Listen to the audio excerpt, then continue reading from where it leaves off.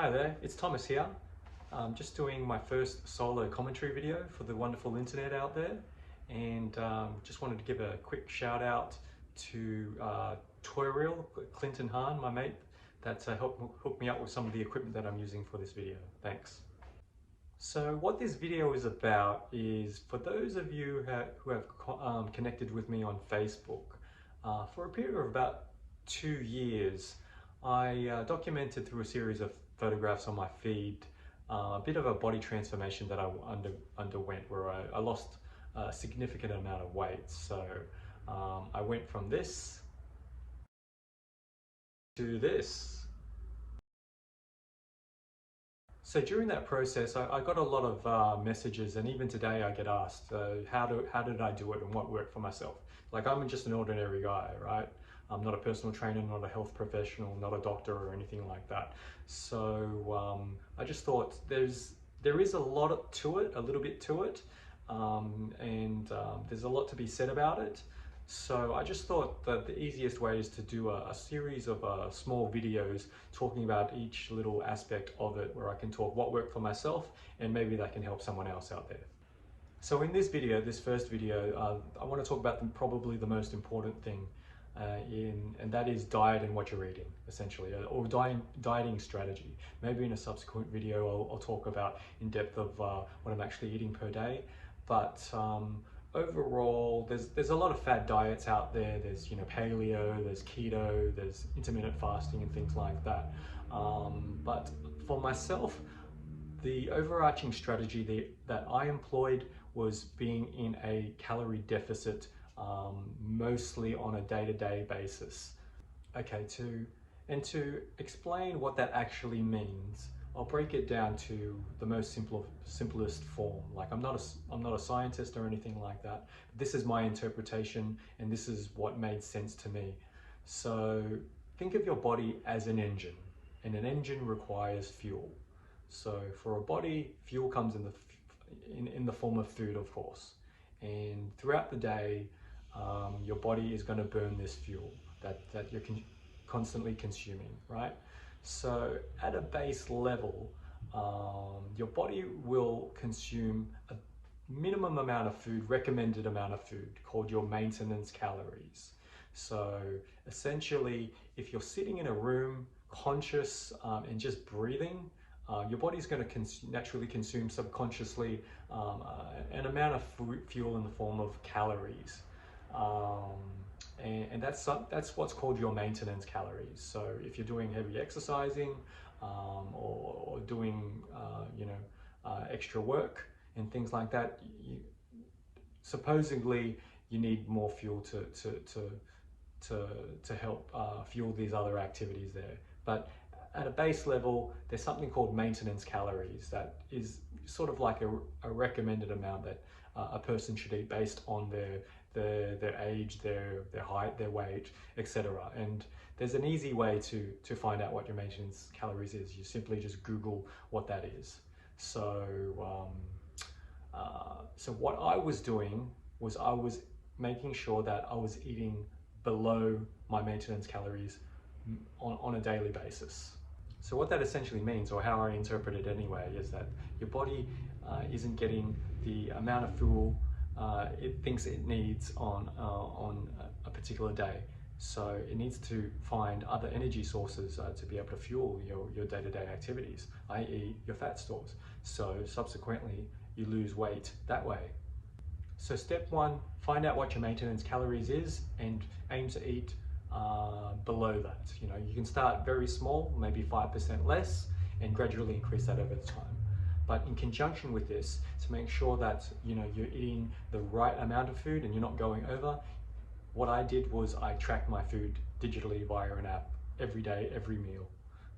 So I used the popular app MyFitnessPal, and it was a very great essential tool for myself personally.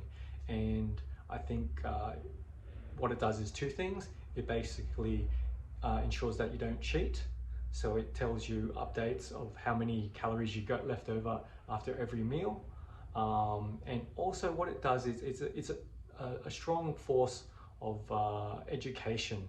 Basically, it's got a library and it tells you exactly what the calories is for your everyday foods, which prior I had no idea. So for myself, by tracking my food and sticking to a set amount of calories per day, it made me extremely mindful of what I put into my body for every meal. So if you think of your calorie number as a bank account, a budget that you get to spend per day, you wouldn't want to go over that budget on a daily basis, would you? Right? Because you'd go broke. The same principle applies here. You don't want to overspend your calories. So you naturally look for better food choices that'll stay with you for the rest of your life, essentially. So it is, for me, it was a complete lifestyle change and empowered me to know what are the calorie rich foods to avoid and which foods are going to give me the most value for my buck. So where I can have the volume to keep me satisfied, but also was very light on the calories. And naturally you learn that, of course, it's the clean foods, it's the fresh fruits and vegetables, and that are going to give you the most bang for your buck, and the highly processed foods are the ones to avoid. The sugary sweets, the ones that come in cardboard packages and things like that. So for example, a slice of pizza is 250 to 300 calories for one slice.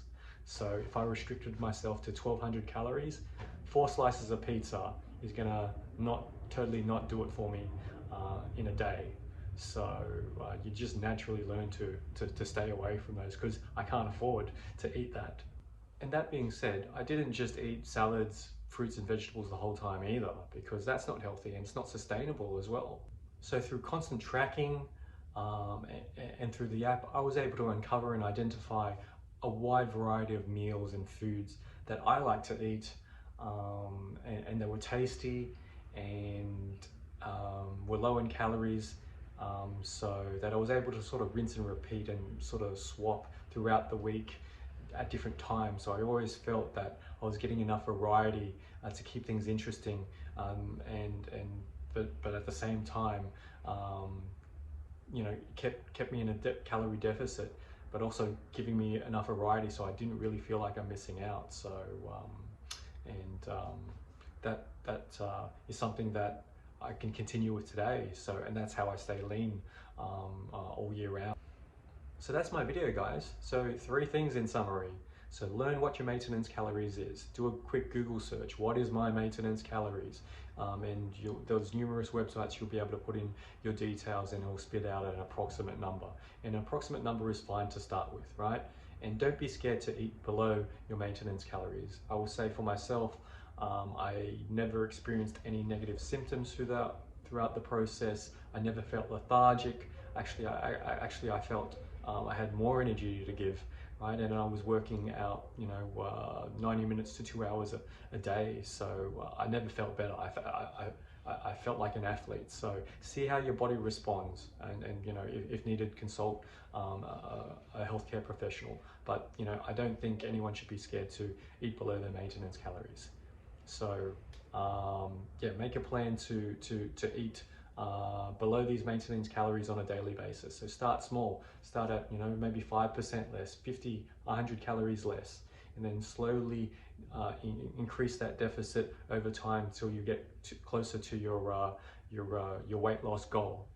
And thirdly, track your foods.